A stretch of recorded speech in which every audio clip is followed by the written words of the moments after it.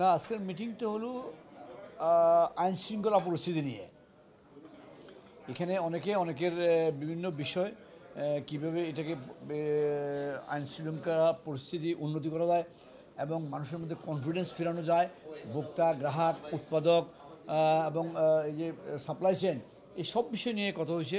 অনেক সেক্টর থেকে আমাদের বিভিন্ন ফরেন চেম্বার থেকে, ঢাকা চেম্বার, মেট্রোপলিটন চেম্বার, সবাই বলছে নিত্য প্রয়োজনীয় বিষয়। আমি বলছি যে আমাদের নিত্য প্রয়োজনীয় জিনিস আছে।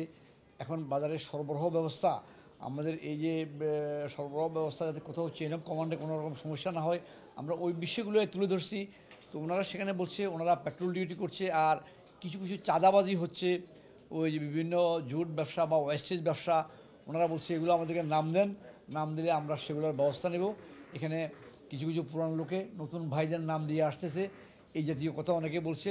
তো এই জন্য কোনো চাঁদাবাজি হলে ওনারা বলছে চাঁদাবাজি কারা করলে আমাদেরকে নাম দেন। এখন যৌথ টহলবানি হচ্ছে, সেনাবাহিনী, বিজিবি এবং পুলিশ।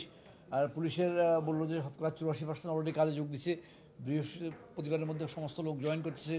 তো যেটা সবচেয়ে বড় হচ্ছে যে আমরা আইন শৃঙ্খলা পরিস্থিতি উন্নতি এবং লোকজনের কনফিডেন্স ফিরিয়ে আনা, সব পর্যায়ে এটা সকল পর্যায়ের লোকজনের কনফিডেন্স ফিরিয়ে আনা। এবং সেই কনফিডেন্স আনলে মানুষের ব্যবসা বাণিজ্য বা চলাচল, টার্ন ওভার সব কিছু শুরু হবে। এবং সেনাবাহিনী এটার জন্য, উনি তো এক পর্যায়ে বললো যে আমরা অক্লান্ত পরিশ্রম করছি। আমার সৈনিকদেরকে বলছি আগে যে 6 ঘন্টা ঘুমাইতে এখন 3 ঘন্টা ঘুমাইতে হবে, এখন রাষ্ট্রের জন্য কাজ করতে হবে, জনগণের জন্য কাজ করতে হবে।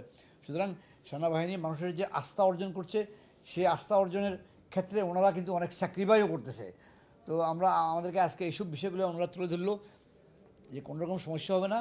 আমাদের সেনাবাহিনী রাষ্ট্রীয় পর্যায়ে রাষ্ট্রের জন্য, মানে যতক্ষণ পর্যন্ত এই সব কিছু ঠিকঠাক না হবে, আমরা আমাদের সকল লজিস্টিক, আমাদের মানসিক, আমাদের মানে যে যে প্রয়োজন, আমরা সবগুলো সঠিকভাবে এবং ততক্ষণ পর্যন্ত আমরা করব। আর কারোর কোনো ভয়ের কোনো কারণ নাই, ইতিমধ্যে অনেক কন্ট্রোল হয়ে আসছে। যে কোনো দুষ্কৃতিকারী বা যা কারো বিষয় হলে ওনাদেরকে, উনি ঢাকা ডিভিশনের জিওসি, উনি বলছে বাইরে হলেও, উনি যেমন একটা বরিশালের সাথে বলে আমি বরিশালের জিওসিকে ওটা বলে দেবো। আমাদের ব্যবসায়ীদের অনেকগুলা বিষয় আলোচনা হচ্ছে। মেইন ফোকাস হলো আমাদের এখন আইন শৃঙ্খলা পরিস্থিতি এবং স্বাভাবিক অবস্থা ফিরে আনা। নিত্য প্রয়োজনীয় দ্রব্য আরম্ভ থেকে ব্যবসা বাণিজ্য, এক্সপোর্ট এবং সব কিছু স্বাভাবিক অবস্থায় ফিরে আনার জন্য ওনারা জোর দিয়েছে, আমরাও জোর দিয়েছি। আজকে এখানে অন্য কোনো দাবি দেওয়া ছিল না, দেশটা আমাদের সবাই, আমরা সবাই মিলেমিশে এটাকে যাতে আবার পূর্ণ অবস্থায় পুরো দমে কাজ চালিয়ে যেতে পারি, এটাই আমাদের সকলের উদ্দেশ্য। ধন্যবাদ।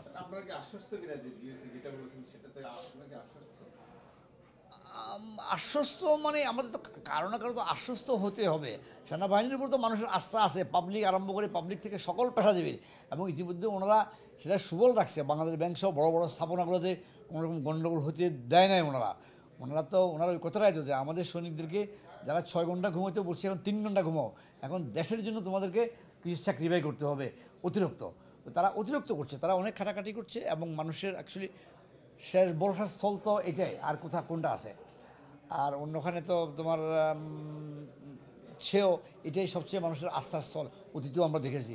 এবারও ওনারা আসছে, ওনারা স্পষ্ট বলছে ওনারা কোনো রকম লঙ্গার করা বা অন্য কোনো ইয়াতে তারা যেতে চাবে না।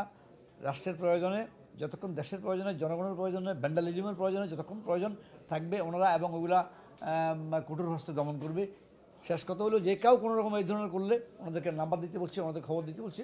ওনারা একটা গ্রুপ করছে, এটা নিয়ে ওই গ্রুপের একজন কর্নেল সাহেব আছে প্রধান করে, সেভাবে কাজ করছে। থ্যাংক ইউ, ভালো থাকবেন।